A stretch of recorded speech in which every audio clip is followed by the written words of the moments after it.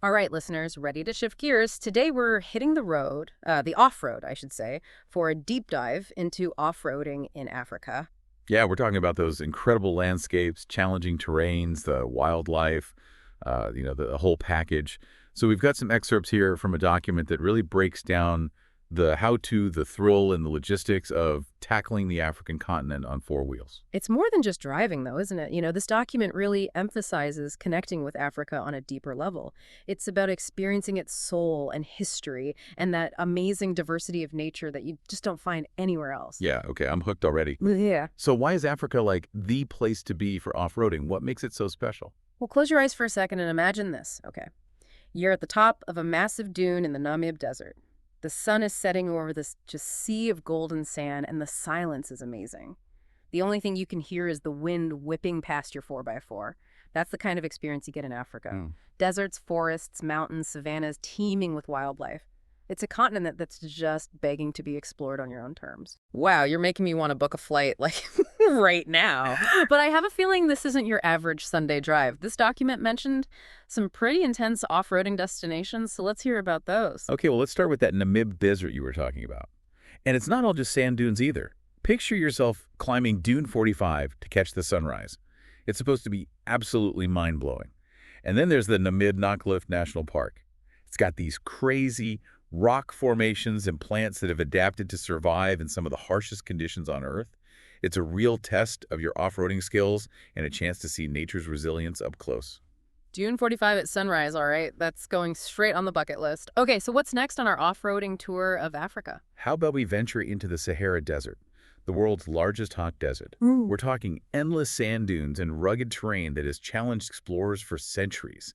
Imagine following ancient caravan routes through Morocco's Erg Chebi dunes or getting lost in those vast sand seas of Tunisia. It's like stepping back in time while pushing your off-roading limits. Okay, that sounds epic. But I gotta ask about the Serengeti. It's famous for the wildlife, but what about the off-roading? Right. Well, the Serengeti National Park in Tanzania isn't just about those amazing animal migrations. It's also an incredible off-roading destination with these wide-open grasslands, rocky outcrops, and seasonal rivers that will definitely challenge your driving skills and your vehicle.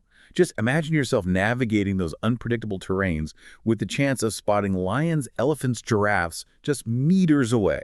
Now, that is what I call an adrenaline rush. But hold on, before we get too carried away with the thrill of it all, this document really stressed the importance of preparation. So let's talk about that. What kind of vehicle can actually handle these intense conditions? You're absolutely right. This is not the time to be driving your average sedan. You need a 4x4 that's built tough to withstand the challenges of the African wilderness. Durability, high ground clearance tires that can grip any surface. Those are essential. Some popular choices like the Toyota Land Cruiser, the Jeep Wrangler, the Land Rover Defender, those are all up to the task. And if you're planning on going really remote, an overland-equipped vehicle with extra fuel and water storage is a must. Imagine getting stuck in the Sahara without enough supplies. That's not a situation you want to find yourself in. Yeah, that's a good point. You definitely don't want to be caught unprepared in the middle of nowhere. So besides a seriously tough vehicle, what other gear is absolutely essential for off-roading in Africa? Well, think of it this way. You're venturing into some of the most remote and challenging terrains on the planet. Preparation is key to both your safety and success. This document highlighted recovery gear as being absolutely essential. A recovery strap, for example, can be a lifesaver if you get bogged down in sand or mud. Okay, a recovery strap for when things get sticky. What else? A winch is another must-have, especially if you're traveling alone. Imagine being stuck in a ditch or on a steep incline. A winch can act as your mechanical muscle, pulling you out safely and efficiently. And don't underestimate the power of traction boards. They're lightweight, portable, and they can give you that extra grip you need to get unstuck from those challenging surfaces. All right, I'm taking notes here. Recovery strap, winch, traction boards. This is getting serious. What about navigation? I'm assuming GPS and maps are essential, but what if technology fails? You're thinking like a true adventurer. Technology can be unreliable in remote areas, so a compass and good old-fashioned paper maps are crucial backups. It's a good reminder, too, that off-roading in Africa is about connecting with the wilderness, not just relying on gadgets. That's a great point. It's about embracing the challenge and relying on your skills and instincts. But I'm guessing there's more to it than just having the right gear. What about things like permits and permissions? Yeah, you're absolutely right. Venturing into protected areas requires permits.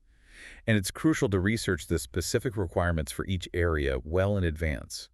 Imagine arriving at your dream destination only to be turned away because you didn't have the right documentation.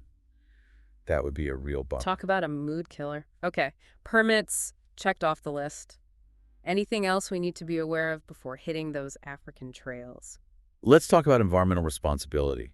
These landscapes are fragile, and it's our responsibility to minimize our impact. The document emphasized sticking to designated trails, avoiding wildlife disturbance, and leaving no trace of our presence. So it's about being a respectful visitor, right? Yeah. Not just taking from these incredible places, but ensuring that they're preserved for future generations. Exactly. It's about treading lightly and appreciating that delicate balance of nature. Now, with all the practicalities out of the way, are you ready to hear about the emotional side of off-roading in Africa? I am all ears. This document hinted at a sense of adventure and the thrill of the unknown. Let's dive into that. It's about more than just conquering those tough terrains. It's about immersing yourself in the raw beauty of the continent, pushing your limits, and discovering a sense of freedom you don't find anywhere else. Yeah, it sounds incredible, but also a bit intimidating. You know, the document mentions specific tires like the BF Goodrich All-Terrain TA-KO3 tires. What's so special about those? Okay, well, picture this. You're driving along the Skeleton Coast in Namibia, a place known for its desolate beauty and unpredictable conditions. The fog rolls and the sand is soft and yielding, and you need tires that can handle it all. That's where the BF Goodrich tires come in. They're designed for the toughest terrains, rocky trails, sandy dunes, muddy tracks, you name it, even river crossings. So serious grip and traction. Exactly. You need it, and these tires deliver. Okay, I'm starting to see why those tires are so important. You know, I've heard stories about people getting stranded in the Sahara with flat tires. What makes these tires so puncture resistant? It's all in how they're built. They have this tough tread compound and an aggressive tread pattern that can dig into any surface. Plus, they have reinforced sidewalls that can withstand punctures and damage from sharp rocks and debris. You don't want to be messing around with a flat tire when you're miles from civilization. No kidding. It's all about being prepared for anything, right? So we talked about recovery gear earlier, the recovery strap, the winch, the traction boards. Any other gear you would recommend packing for an off-roading adventure in Africa? Absolutely. A shovel for starters. It might seem simple, but it's essential for digging yourself out if you get stuck in sand or mud. And don't forget a good first aid kit. It's always better to be safe than sorry, especially when you're in remote areas. Yeah. Oh, and another thing the document highlighted was the importance of carrying extra fuel and water. Imagine running out of either in the middle of the Sahara Desert. Not a good situation. Yeah, that's a nightmare scenario I would not want to experience. Okay, so we've got the vehicle, the recovery gear, the supplies. What about navigating those vast landscapes? We talked about maps and a compass, but are there any specific navigation tips or techniques that are helpful in Africa? One thing that's really important is learning how to read the terrain. The document talked about paying attention to things like the color and texture of the sand, the direction of the wind, the presence of vegetation. These can all give you clues about the best way to navigate those challenging areas. It's like learning a whole new language, the language of the desert. Fascinating. What about wildlife encounters? The document mentioned that off-roading in Africa often brings you face-to-face with these incredible animals. Any advice on how to handle those encounters safely and responsibly? Absolutely. Wildlife encounters are definitely one of the highlights of off-roading in Africa. But it's crucial to remember we are visitors in their home. The document stressed the importance of keeping a safe distance from the animals, never approaching them directly, and never ever feeding them. Right, it's about respecting their space and observing them from a distance, not trying to get too close for a selfie. Exactly. And it's important to remember that wild animals are unpredictable. What might seem like a harmless encounter can turn dangerous really quickly if you're not careful. The document recommended researching the specific animals you might encounter in each region and learning about their behaviors and warning signs. That's a good point. It's all about being informed and prepared. Now let's shift gears a bit and talk about the emotional side of off-roading in Africa. The document hinted at a sense of adventure and the thrill of the unknown. What does that mean to you? It's about embracing the challenge, the uncertainty, the feeling of pushing yourself beyond your comfort zone. Imagine driving through the Drakensberg Mountains in South Africa, navigating steep ascents, rocky passes, breathtaking vistas. It's a test of your skill, your courage, your ability to adapt to whatever comes your way. Those mountain passes sound intense. I can just imagine the adrenaline pumping as you're navigating those hairpin turns. It's exhilarating. And the rewards are incredible. Imagine reaching the top of Sani Pass, one of the most iconic mountain passes in Africa, and being greeted by these panoramic views that just stretch as far as the eye can see. It's a moment of pure triumph, a memory you'll cherish forever. Okay, now you're really speaking my language. That sense of accomplishment and the breathtaking scenery. But I have to admit, planning a trip like this sounds a bit daunting. Where do you even begin? Well, the document actually offered some good advice for planning your off-roading adventure. It suggested two main options: guided tours and self-reliant journeys. Guided tours are perfect for first-timers or those who prefer a more structured experience. You'll have the expertise of these experienced guides who know the terrain, the wildlife, the best routes to take. They handle the logistics, ensure your safety, and provide valuable insights along the way. That sounds appealing, especially for someone who might be a bit overwhelmed by the thought of planning everything themselves. But what about those who crave a more independent experience? What did the document say about that? For those who are ready to grab the wheel and forge their own path, well, the document suggests renting a 4x4 that's fully equipped for overlanding. It's the ultimate freedom. Choosing your own route, setting your own pace, and really immersing yourself in the African wilderness. It sounds incredible. So the Okavango Delta, it sounds like a real test of off-roading expertise. What kind of 4x4 would you recommend for that kind of terrain? You want a vehicle that has excellent ground clearance, strong tires, and a reliable engine that can handle those water crossings. Something like a Land Rover Defender or a Toyota Land Cruiser would be a good choice. And of course, you'll need to be comfortable using a winch and other recovery gear just in case you run into any unexpected obstacles. It sounds like planning a self-reliant journey requires a lot of research and preparation. What kind of advice did the document have for that?